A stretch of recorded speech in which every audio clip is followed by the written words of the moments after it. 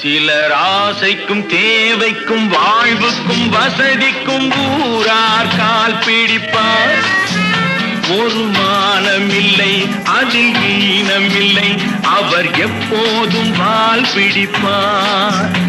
எதிர்காலம் வரும் என் கடமை வரும், இந்த கூட்டத்தின் ஆட்டத்தை ஒழிப்பேன். பொது நீதியிலே புது பாதையிலே வரும் நல்லோர் முகத்திலே விழிப்பேன். வரும் நல்லோர் முகத்திலே விழிப்பேன். நான்